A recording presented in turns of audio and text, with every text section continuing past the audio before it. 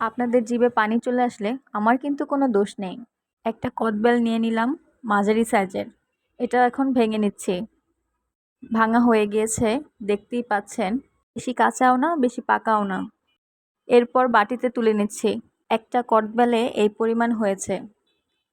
এরপর এর ভিতরে দিয়ে দিচ্ছি সামান্য মরিচের গুঁড়া, দিয়ে দিচ্ছি বিট লবণ, স্বাদমতো লবণ, আরও দিয়ে দিচ্ছি কাঁচামরিচ কুচি, সাথে 2টা শুকনা মরিচ। এরপর ভালোভাবে হাত দিয়ে মেখে নিব।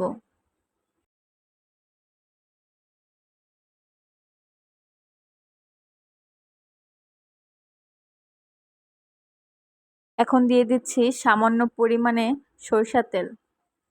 আবারও ভালোভাবে একটু মেখে নিব।